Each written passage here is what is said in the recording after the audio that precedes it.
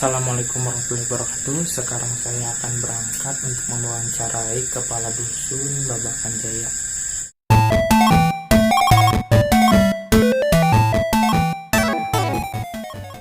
Jangan lupa like, comment, and subscribe channel saya. Assalamualaikum warahmatullahi wabarakatuh. Kenalkan, nama saya Ilman. Saya di sini mau mewawancarai Kepala Dusun yaitu Bapak Hartana untuk melaksanakan tugas bahasa Indonesia. Kita mulai dari pertanyaan pertama ya Pak. Apa rata-rata mata pencarian penduduk Pak? Mata pencaharian kebanyakan untuk dusun Babakan Jaya itu petani pekebun. Lanjut ke pertanyaan kedua, bagaimana tingkat pendidikan masyarakatnya Pak? Tingkat pendidikan untuk yang 40 tahun ke atas mungkin itu rata-rata SD, di bawah 40 tahun SMP, dan umur yang 30 ke bawah sekarang adalah SLTA. Bahkan kalaupun sekarang ada yang di bawah 30 tahun atau mungkin di bawah 20 tahun yang belum ijazah SLTA, itu sekarang ada persamaan, yaitu paket baik paket B maupun paket C. Terima kasih. Lanjut ke pertanyaan ketiga, apa yang memotivasi Bapak untuk menjadi Kepala Dusun? Sebetulnya tidak ada motivasi. Dulu waktu Kepala Dusun yang lama sudah habis masa baktinya, yaitu mencapai umur 60 tahun. Cuman ketika di Dusun Babakan Jaya tidak ada, emang ada penjaringan tapi belum ada yang mendaftar. Hanya saya sebetulnya motivasi secara dari pribadi sih mungkin tidak ada, tapi dari teman-teman, dari tokoh-tokoh masyarakat, tokoh agama yang ada di lingkungan Dusun Babakan Jaya memberikan mungkin sedikit support pada saya, motivasi pada saya supaya mencalonkan diri sebagai Kepala Dusun, dikarenakan memang belum ada yang mendaftar ketika itu di sesi pertama, dan sesi kedua belum ada yang mendaftar untuk menjadi Kepala Dusun, dan akhirnya saya mencoba mencoba mendaftarkan diri sebagai calon Kepala Dusun waktu itu. Baik sekali pemaparannya Pak.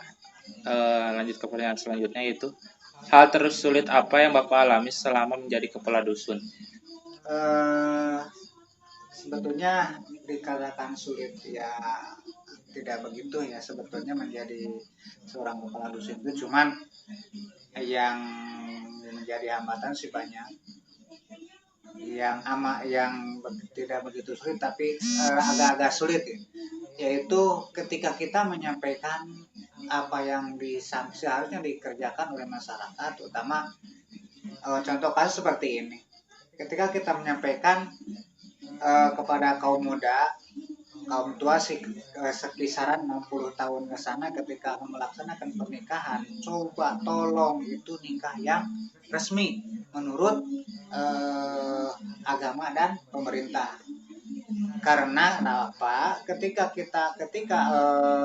kita punya anak, nikah secara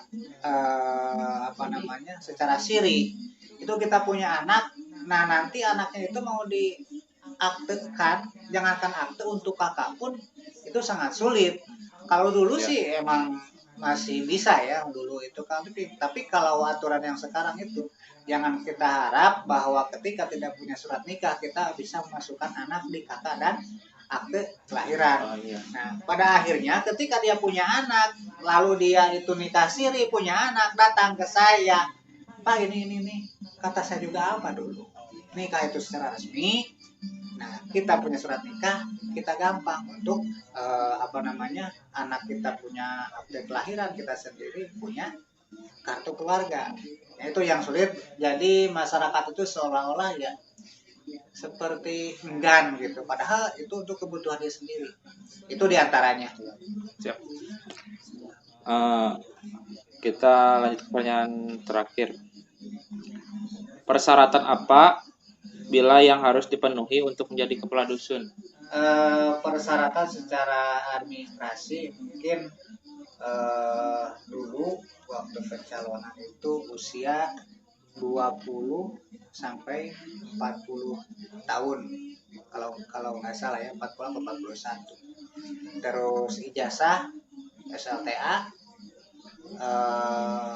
berkelakuan baik itu sudah pasti. Itu persyaratannya cuma secara administrasi cuma itu saja. Cuma persyaratan yang lainnya mungkin ya cukup dan cakap, demikian. Cukup dalam arti ya kita sedikit banyak punya pengetahuan. Kalau cakap ya kita bisa berbicara di muka umum, di muka audien.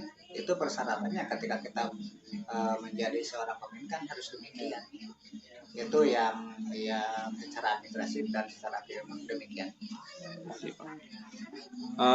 Terus ada pertanyaan tambahan, yaitu pesan yang akan Bapak sampaikan kepada anak muda sekarang sebagai kepala dusun? Pesan-pesan dari saya sebagai kepala dusun untuk anak-anak muda sekarang itu intinya adalah tuntutlah ilmu setinggi mungkin. Cuman yang saya tekankan itu ilmu, jangan ilmu pendidikan umum saja. Jadi seimbangkan antara ilmu pendidikan umum dan pendidikan agama. Karena kenapa hidup itu harus balance antara ilmu agama dan ilmu umum. Bahkan mungkin kalau bisa ya ilmu agama itu yang harus diutamakan, karena masalah dunia itu ketika ilmu agama kita punya masalah urusan dunia itu barang gampang. Karena ya yang sudah, jangankan kita orang dewasa, anak-anak ketika kita bisa hafiz Quran, bisa ngaji, bisa qori, itu masalah dunia itu mengikuti. Jadi saya harapkan ya untuk para generasi muda, tolong tuntut ilmu agama dan ilmu umum secara balance, demikian. Sekian untuk wawancara saya, dan terima kasih kepada Bapak atas waktunya. Terima kasih juga. Semoga Bapak amanah dalam menjalankan tugas-tugasnya sebagai kepala dusun, dan tetap semangat untuk bekerjanya. Terima kasih kembali.